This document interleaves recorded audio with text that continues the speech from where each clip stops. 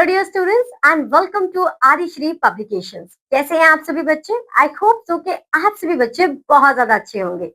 तो बच्चों, आज हम पढ़ने वाले हैं अपनी क्लास का चैप्टर नंबर 11 जिसका नाम है डाटा हैंडलिंग।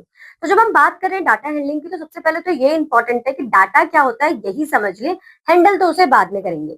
तो बच्चों, जब भी आप इंफॉर्मेशन को कलेक्ट करते हैं किसी के बारे में, और वो इन्फॉर्मेशन जनरली आपकी नंबर्स वाइज होती है, वैसे तो वो नॉर्मल भी हो सकती है, कोई प्रॉब्लम नहीं, वो भी आपका डाटा ही होगा, बट इन मैथमेटिक्स हम जनरली नंबर्स को ज्यादा इंपॉर्टेंस देते हैं। तो यहाँ पर जब आप उस इन्फॉर्मेशन को गैदर कर रहे हैं, that is refer as your data. क्या आपने पूछ लिया क्लास में सबके फेवरेट कलर क्या है, आपने पूछ लिया कि कल कल कौन कौन आ रहा है बच्चा, तो ये सब हो गया डाटा। अब जब इस डाटा को आप हैंडल करते हैं और सही तरीके से रिप्रेजेंट करते हैं for your easy understanding, that is refer as data handling. तो चलिए शुरू करते हैं। यहाँ पर आप क्या देख रहे हैं? One works as a salesman in a authorized car showroom. He records the number of cars sold in 4 days, Monday to Thursday. On a bar graph, study the graph and the answer the following question. इससे पहले ये समझ लेते हैं बच्चों की bar graph का मतलब क्या। आपने छोटी क्लासेस में समझा होगा, लेकिन यहाँ पर एक और बार रिपीट कर देती हूँ कि जब आप रेक्टेंगुलर पिलर की हेल्प से अपने डाटा को रिप्रेजेंट करते हैं, that is refer as your bar graph. अब ये सारे मंडे, ट्यूसडे, वेडनेसडे और थर्सडे के बाद है जहां पर हमारे पास इंफॉर्मेशन है। How many cars were sold in 5 days. तो 5 डेज में कितनी कार सोल्ड हुई है ये आप देख के बताएंगे। 1 2 3 4 हमारे पास है। तो यहाँ पर आपका टोटल जो 4 डेज का आएगा उसे आप कर बता देंगे। On which day were the maximum number of car sold, तो मैक्सिमम आपका थर्सडे, मिनिमम आपका जो है वो Wednesday. And how many more cars were sold in Tuesday than on Monday. तो आप मंडे के जो ट्यूसडे का जो भी आंसर आएगा यानी कि 10, उसमें से 8 माइनस करेंगे 2, तो 2 कार्स ज्यादा सोल्ड हुई है, अगर यहाँ पर हमें ऐसा कुछ नहीं बताया। ठीक है, आगे चलते हैं। Now we have data. Data is a collection of information in the form of numerical figures. It can be arranged and displayed in the form of tables, graphs, or charts. In the previous classes, we have learned to represent the data by pictographs, cherry charts, and bar graphs. Now we will learn more about this chart. यानी कि हम pictures की help से, tele chart की help से और bar graph से तो समझ चुके हैं कि कैसे हम डाटा को रिप्रेजेंट करेंगे, और आज हम कुछ और पढ़ने वाले हैं। सबसे पहले तो आ गया हमारा यूजिंग टेलीमार्क्स। टेलीमार्क्स हम ऑलरेडी थोड़ा सा पढ़ चुके हैं बच्चों, तो आपको हिंट है कि क्या करना है। यहाँ पर जब आपके पास कोई भी चीजें होती है और आपको टेली मार्क्स से रिप्रेजेंट करना है, तो आप वर्टिकल लाइन से रिप्रेजेंट करते हैं टिल 4, और जैसे ही नंबर 5th आता है तो उसे क्रॉस कर देते हैं और उसके बाद काउंटिंग स्टार्ट नहीं करते हैं। यह आपका खत्म और फिर स्टार्टिंग से 1 2 3 4 और फिर क्रॉस। तो 5 5 ये आपका क्या पता चल गया कि कितने टोटल 10 है यहाँ पे।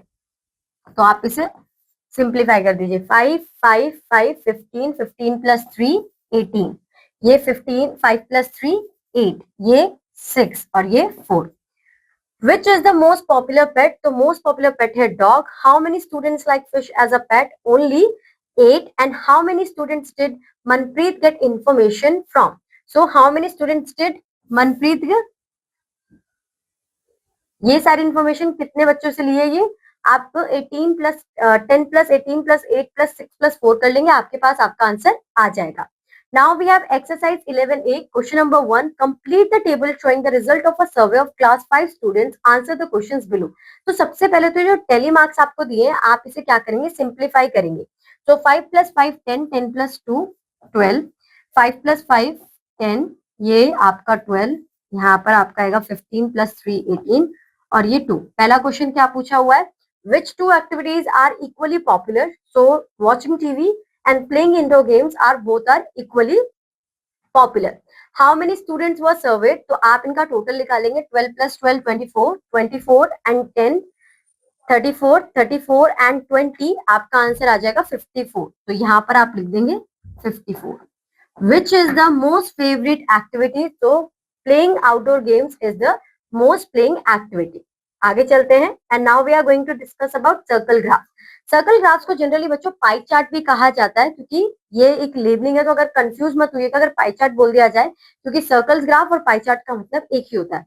सर्कल ग्राफ का जनरली मतलब ये है कि जब हम अपने डाटा को with the help of circle represent कर रहे हैं, that is refer as circle graphs. तो यहाँ पर आपके पास example number 1, the art teacher carried out a survey to find the favourite colours of students of class 5A. The table shows the data. तो यहाँ पर हमारे पास वो डाटा है, ठीक है। तो आप इसे कैसे रिप्रेजेंट करेंगे? यहाँ पर आप टोटल फाइंड आउट, देखिए पिंक को 8 बच्चे पसंद कर रहे हैं, रेड 12, ग्रीन 16 एंड ब्लू 12। आपने टोटल बच्चों का फाइंड आउट करा कि टोटल बच्चे कितने हैं? 48 है। अब पिंक के लिए कितना पोर्शन आपको कलर करना है? 8/48 कर दीजिए 1/6 पोर्शन। देन 12 के लिए 12/48 मीन्स 1/4 पोर्शन। देन 16 के लिए तो 16/48 1/3 पोर्शन एंड 12/48 मीन्स 1/4 पोर्शन। अब जो पोर्शन आया है आप इसे उसी रेंज के अकॉर्डिंग कर देंगे कि पिंक को 1/6 देना है, रेड को 1/4 देना है, ब्लू भी सेम है 1/4 और ग्रीन है आपका 1/3। और इससे आपने क्या करा कि आपने सारी इंफॉर्मेशन को with the help of circle represent कर दिया। Now students, we have exercise 11B, question number 1. The librarian of a school conducted a survey of 100 children to find the kind of books they would like in the library. Using the data below, draw the circle graph by coloring the correct sections of the given circle. तो story books पसंद है 40 students को, तो सबसे पहले तो आप क्या करेंगे, टोटल फाइंड आउट करेंगे। टोटल कितना है 100, सो 40/100 आपका क्या आंसर आएगा, 0 से 0 गया, यहाँ पर आपका आंसर आ जाएगा 2/5। देन यहाँ पे 20 है तो 20/100, 0 से 0 गया, यहाँ पर आएगा 1/5। 10/100 है तो 0 से 0 गया, यहाँ पर आएगा 1/10। और ये है 30, 0 से 0 गया और ये आ जाएगा 3/10। अब यहाँ पे देखिए कि आप इसे कैसे रिप्रेजेंट करेंगे। जब इनके डिनोमिनेटर से सेम नहीं है तो आप इसे इजी सेम करने के लिए 2 से मल्टीप्लाई कर दीजिए, तो ये क्या हो जाएगा आपका सेम हो जाएगा, ये हो जाएगा 4/10। जो हमने सिंप्लीफाई किया था ये हो जाएगा 2/10। ठीक है, सो 4/10 के लिए सबसे बड़ा पोर्शन है 4th, तो ये आप कर देंगे 4 के लिए, ये होगा 4/10। 2/10 में जो इसके बाद है वो होगा नहीं 3/10 होगा यहाँ पे, देन फिर होगा 2/10 और फिर होगा आपका 1/10। अब आप क्या करेंगे बच्चों, मैंने यहाँ पे पोर्शन लिख दिए हैं, आपको 4 कलर चूज करना अपनी पसंद के और उनकी हेल्प से यहाँ पे कलर कर देना, बिल्कुल आपकी चॉइस है जो भी आप रिप्रेजेंट करना चाहें। Now question number 2, a restaurant owner wants to open a restaurant in Garden Estate Colony. The circle graph represents the favorite snacks of people living in garden estate. The total number of residents surveyed was 144. Which snack is liked by so few people that it can be avoided? तो यानी कि जो सबसे कम लोगों से पसंद किया गया स्नैक है वो कौन सा है, 1/6 सबसे कम 1/12 वड़ा, तो यहाँ पर हम लिख देंगे वड़ा। आपको क्या पसंद है बच्चों, आप भी बताना, छोले भटूरे पसंद है, ढोकला पसंद है, पिज्जा पसंद है, समोसा पसंद है। ठीक है, which snack should always be available in the restaurant, तो सबसे ज्यादा कौन, समोसा हमेशा रेस्टोरेंट में अवेलेबल रहता ही रहता है। Find the number of people who like different snacks, हम कैसे कैलकुलेट कर सकते हैं, यहाँ पर आप सोच रही ढोकला के लिए फाइंड आउट करना, तो 1/6 part of dhokla we have to find out. यहाँ पर आप सिंप्लीफाई करेंगे, यहाँ आएगा 3, यहाँ 7 2 और फिर आप यहाँ कर देंगे 1, तो ये हो जाएगा 1, तो 14। इस तरीके से आप हर एक पोर्शन का फाइंड आउट कर लेंगे कितने लोगों को क्या पसंद है। Now question number 3 we have Adarsh school conducted a survey of the distance students lived from the school. The table shows the data. Less than 3 kilometre में 100 स्टूडेंट्स रहते हैं, 3 to 5 किलोमीटर में 50 स्टूडेंट्स रहते हैं, 5 to 7 किलोमीटर में 25 and 7 to 10 kilometre में 25। Now complete the table and draw the circle graph to represent. आप यहाँ पर अब क्या करेंगे, मैंने आपको ऑलरेडी बताया हुआ है कि कैसे हमने ऊपर कैलकुलेट किया। सबसे पहले तो आपको फ्रैक्शन फाइंड आउट करना है। यहाँ पर हमारे टोटल बच्चे कितने हैं, 100 + 50 150, 25 एंड 25, तो मीन्स 200 हमारे पास स्टूडेंट्स हैं। अगर मैं 100 पूछूं तो कैसे लिखूंगी, 100/200, टोटल हमेशा नीचे सेम ही आएगा, तो ये हो गया हाफ। फिर मैं बोलूं 50 कितना होगा 200 का, तो ये आप क्या करेंगे, 200 हमेशा डिनोमिनेटर 0 से 0 गया, क्या आ जाएगा 1/4। उसके बाद 25, तो ये आ जाएगा 25 एंड 200, तो पहले हम कर देंगे 5, ये 40, फिर हो जाएगा 1/8। अगर ये 1/8 आया तो ये भी 1/8 आएगा। और अब आप इजीली इन्हें सॉल्व कर सकते हैं। कंफ्यूजन ये हो कि मैम इन दोनों के तो डिनोमिनेटर लगे, तो यहाँ पर 2 से मल्टीप्लाई कर दीजिए, यहाँ से 4 पे मल्टीप्लाई कर दीजिए, सबके डिनोमिनेटर सेम आ जाएगा, फिर आप अपना आंसर आराम से बता सकते हैं। इसके बाद बच्चों अब हमारे पास जो नेक्स्ट कॉन्सेप्ट है वो है आपका लाइन ग्राफ। जैसे कि नाम सजेस्ट कर रहा है कि हम अब यहाँ पर लाइन की हेल्प से अपने ग्राफ को बनाएंगे और उससे अपने डाटा को रिप्रेजेंट करेंगे, तो इसे समझते हैं। A line graph helps to show the growth of something, minus for example the height of a plant or the weight and height of the baby. यानी कि आप यहाँ पर क्या देख रहे हैं कि जो आपका लाइन ग्राफ है जनरली आपको ग्रोथ के बारे में बताता है। ठीक है, अब ग्रोथ किसी भी चीज की हो सकती है, किसी की हाइट की हो सकती है, किसी की वेट की हो सकती है, इस तरीके से। Now we have example number 1. Atul sowed some bean seed and looked after them as they grew. He measured the height of one of the plants every week for 5 weeks and recorded the data in a table. तो ये है उसके height की growth. अब आप इसे represent कैसे करेंगे? The time in weeks is shown on the horizontal line. 2 units represent 1 week. तो यहाँ पर ये है आपका डाटा. ये आपने टाइम यहाँ पर शो करा है horizontal line. Horizontal means sleeping line. और ये आपने रिप्रेजेंट करी है हाइट इन वर्टिकल लाइंस. यहाँ पर 1 2 3 4 5 इस तरीके से रिप्रेजेंट किया है और ये आपकी काउंटिंग होगी कि हाइट बड़ी कितनी है. तो फर्स्ट वीक में कितनी बड़ी? तो यहाँ पर आपने देखा था कि फर्स्ट वीक में 5 सेंटीमीटर बड़ी है. तो आप क्या करेंगे कि जहां पर आपको 5 दिख रहा है 1 पर जाके 5 पर सर्कल कर देंगे. 2 पे कितनी हुई है? ये हुई है 9.5. फिर 3 पे कुछ नहीं हुआ, ये 3 पे हुआ है.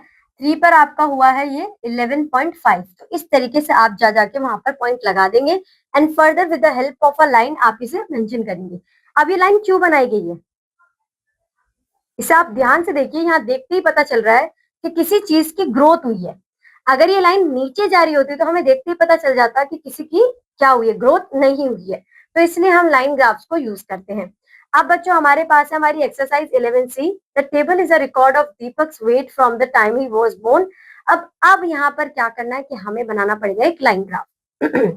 Draw the line graph and answer the following question. What was Deepak's weight when he was born?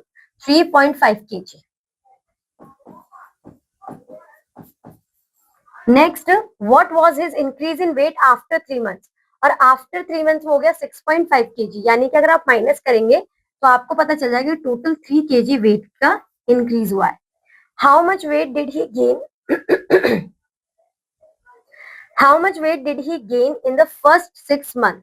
तो फर्स्ट 6 month में उसने कितना गेन किया? 3.5 kg से सीधा 8 पे पहुंचा. तो अगर हम देखेंगे तो 4 kg वेट का टोटल इंक्रीज हुआ है. इस तरीके से आप कैलकुलेट करेंगे.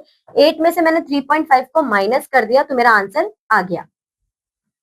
4.5 kg होगा, नॉट 4 kg, क्योंकि 4 करेंगे तो 4.5 kg.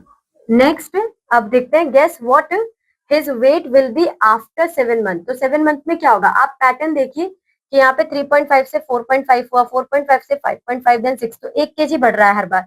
तो अब 8 से क्या हो जाएगा? 8 में अगर 1.5 प्लस करेंगे या 8 हाँ, तो ये हो जाएगा आपका 8.5 kg. और इसी के साथ बच्चों आपका ये चैप्टर यहाँ पर खत्म होता है. चैप्टर के साथ साथ आपकी बुक भी यहाँ पर खत्म होती है. आई होप सो कि जितने भी कॉन्सेप्ट अभी तक हमने साथ में पढ़े हैं आपको हर एक कॉन्सेप्ट बहुत अच्छी तरीके से समझ में आया होगा. अगर नहीं आया बच्चों तो कोई दिक्कत की बात नहीं है. आप वीडियोस को दोबारा देखिए. सबसे पहले एग्जाम्पल्स कीजिए, then exercise and then practice work. आज के लिए बस इतना ही. अब आपसे मुलाकात होगी आपकी हायर क्लासेस में एक नई बुक के साथ. तब तक के लिए अपने एग्जाम्स की प्रिपरेशन कीजिए and have a good and nice day. Bye bye बच्चों.